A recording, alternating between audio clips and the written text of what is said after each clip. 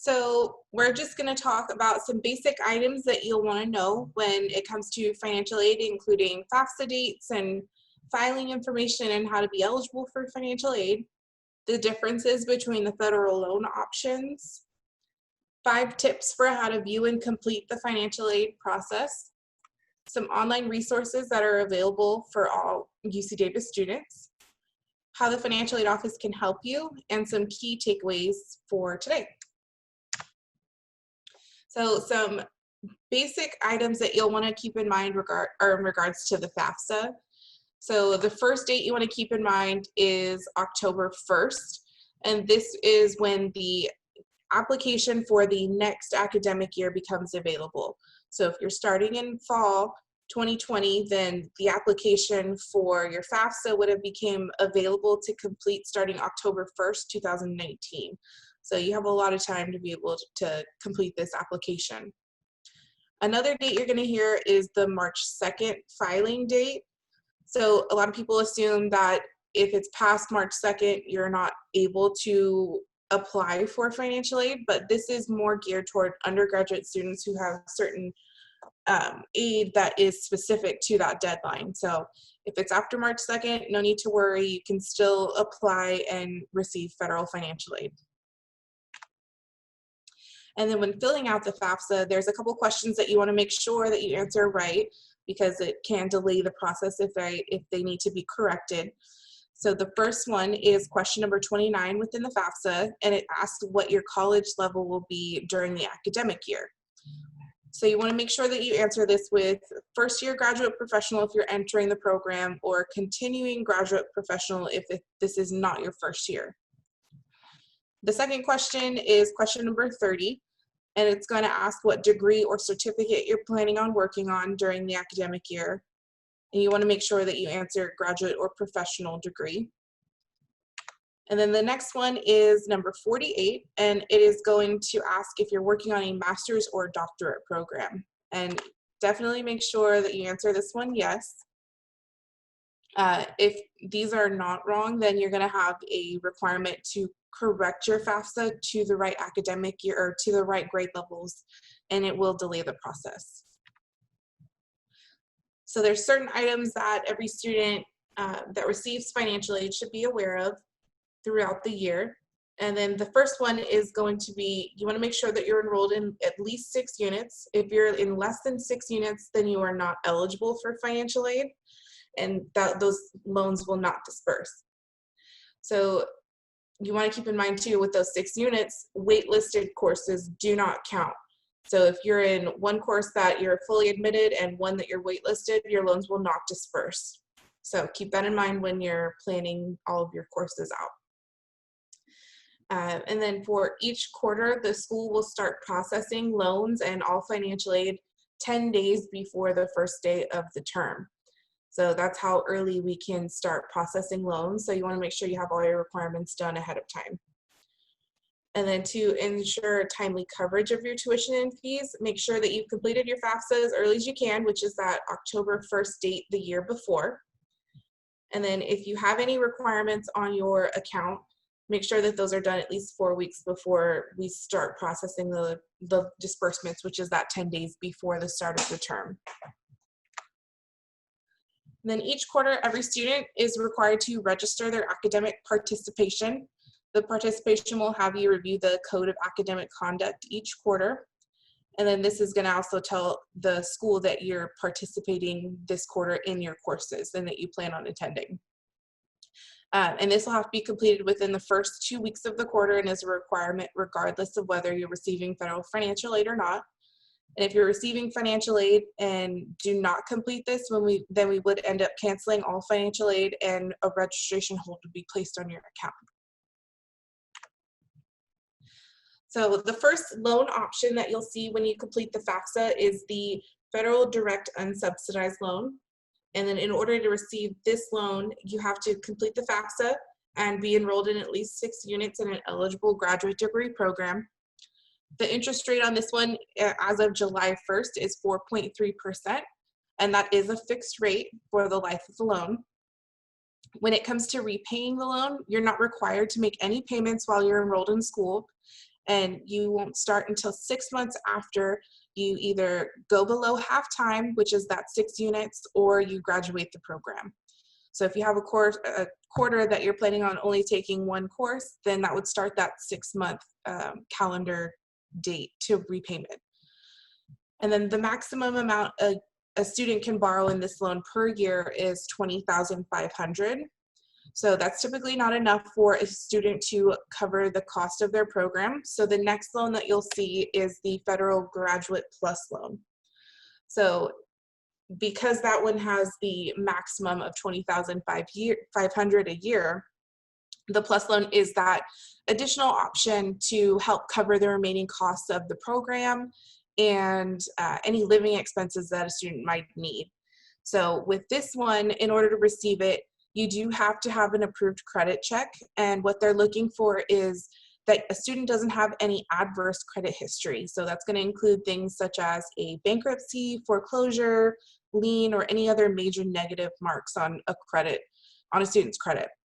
So if you don't have anything huge like that, and then most students are approved. If you are denied, you do have the option of appealing that decision with the Department of Education, or you can also obtain a cosigner for the loan to be able to still receive it. For this loan, there isn't a maximum amount that the Department of Education sets.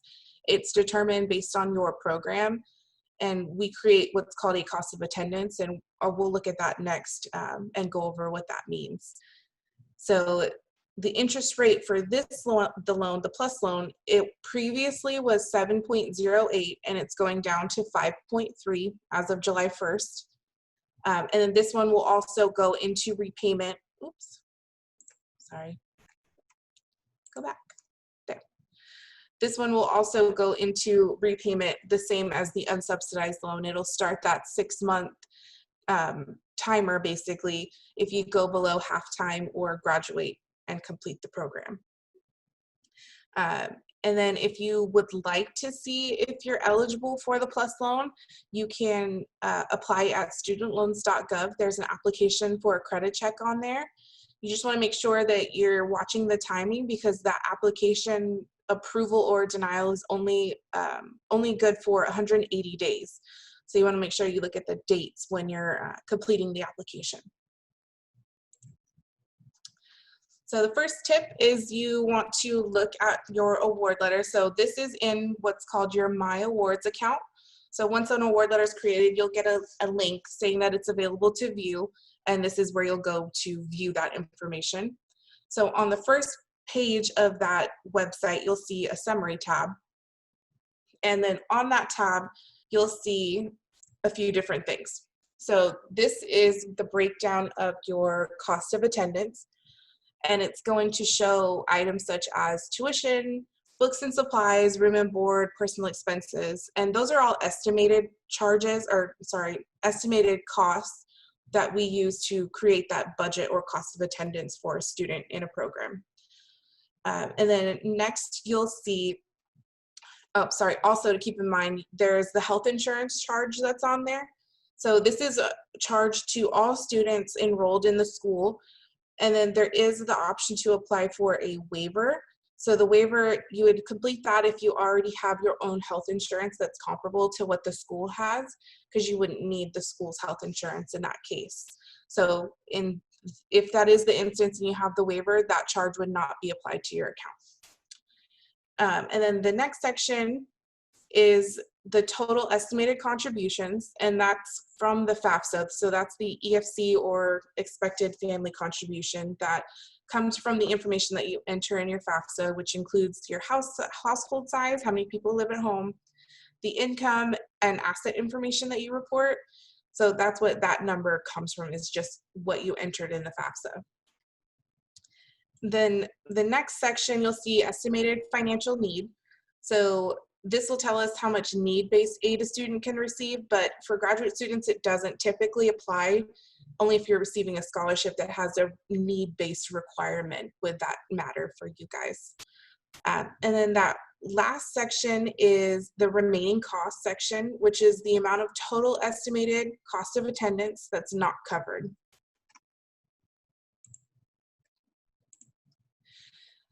So also on the summary page in My Awards, you'll be able to view the financial aid that's being offered to you by term and also the total. So if you have a scholarship that's been offered, that amount will be shown there, plus the federal direct unsubsidized and the Graduate Plus loan. And then this will allow you to view the breakdown per quarter to make sure that your enrolled units, you have enough aid that's being offered to cover the costs. So next you'll be able to go to the Awards tab in your My Awards account. So on here you'll be able to accept or decline all aid and view if there are requirements outstanding that need to be complete in order to receive those funds. So when accepting an award, you'll enter in the amount that you want to borrow, and you're not required to use the entire amount that's offered. So when you click on Accept Decline, the next screen that it takes you to will require you to enter in the chosen amount that you want to borrow. And then you can either enter in the full amount or any lesser amount or decline it in that next screen. And then, let's see, we'll take a look at what the requirements screen will look like as well coming up. So a few things that you want to keep in mind when you're accepting your awards is that the amount that you accept will be split between the quarters you're enrolled in equally.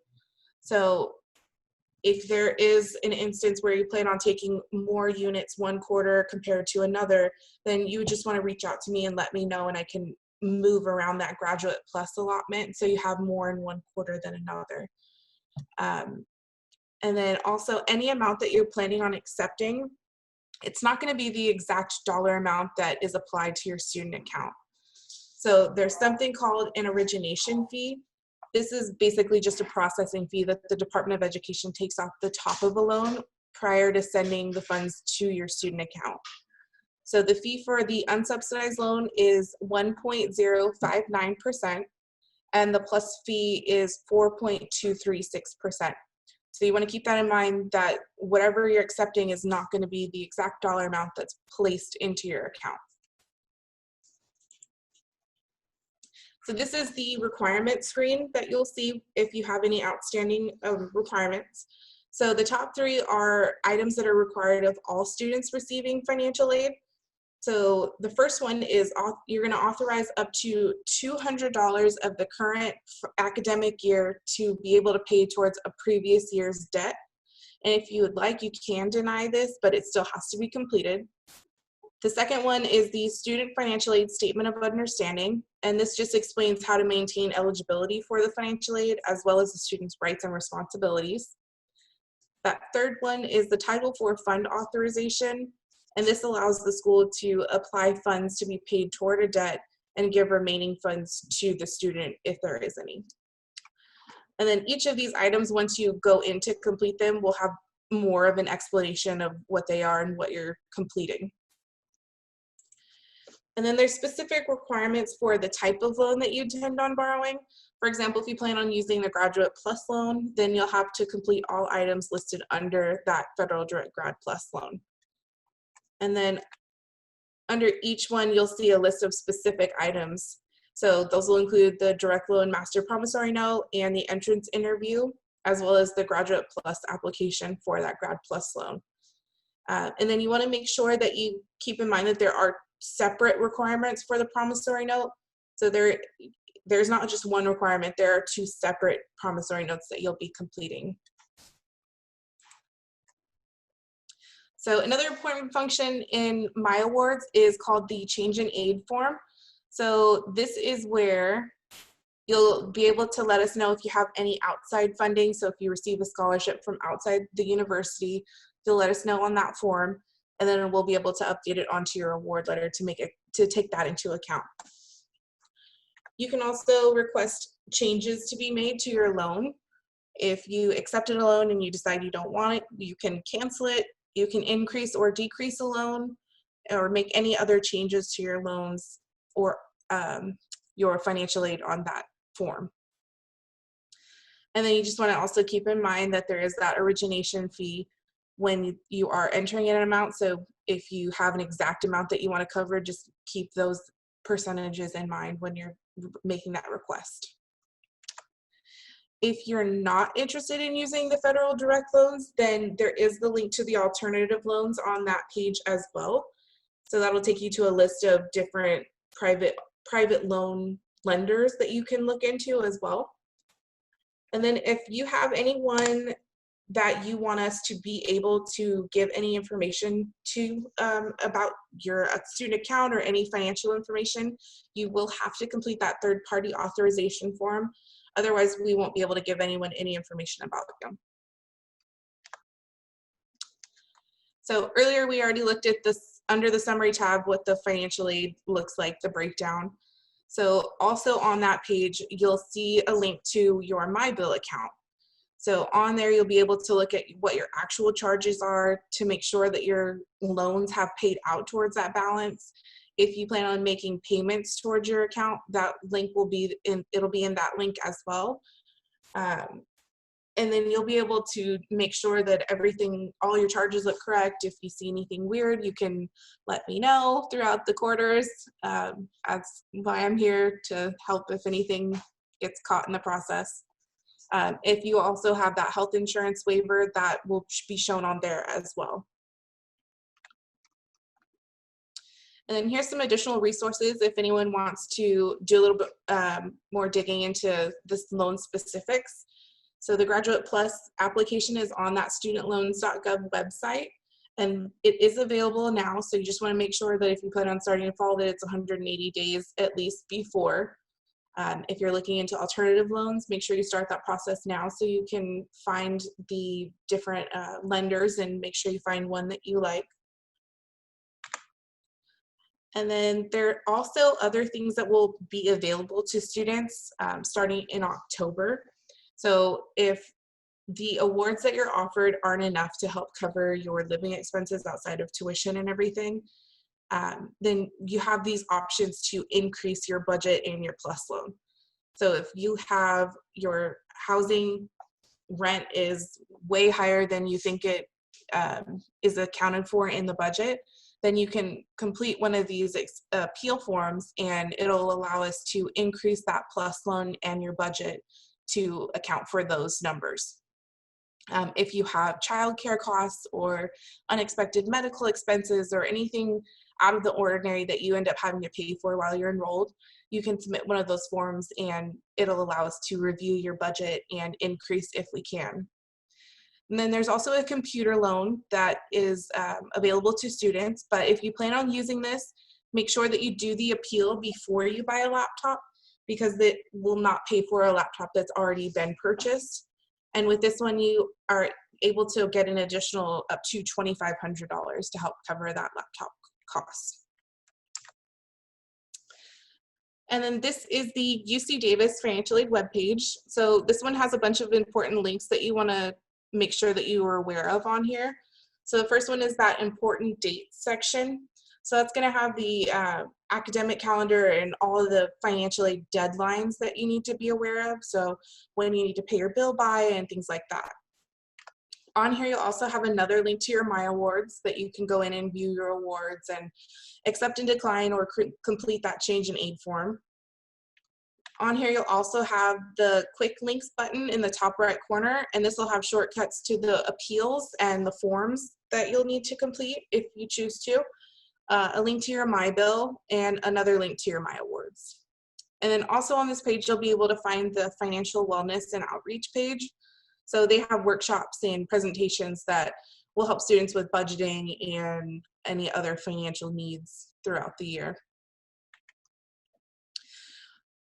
Also on here are the social media platforms for financial aid. So there is an Instagram, Facebook, Twitter, and then also that financial wellness program that has courses and offerings throughout the year as well. So different ways the financial aid office can help students is we're here to answer questions regarding how to use your My Awards account, how to use the verification submission tool if you need it, how to find additional funds to cover your balance, answer questions about the documents that are required to be submitted, how to maintain eligibility for your loans and financial aid, as well as resources on how to manage money and other financial wellness programs. And we're even here to help complete your FAFSA. Some takeaways for this is you want to make sure that you complete any verification requirements as soon as you can, and compare the aid that you're being offered to what you plan on enrolling in and what your plan charges are. So that way you make sure that you have enough to cover your fees. And then also follow all the online social media platforms, because there are important updates and tips and tricks that are posted throughout the year regarding financial aid. So here's the contact information for the general financial aid office, but I would suggest reaching out to me first, because my whole responsibility is the Graduate School of Management, whereas the general financial aid office is there for the whole school, undergrad, graduate, law, medical, everything. So try reaching out to me first, because it can take a lot longer to respond. But if you do email, make sure you have your student ID in there if you have it, or you can give me a call. Another way to reach me is I have daily drop-in hours via Zoom from 11 a.m. to 12 p.m. And you can always just pop in and ask questions, or we can look at your account, see if there's anything wrong with your loans, and kind of troubleshoot everything as well.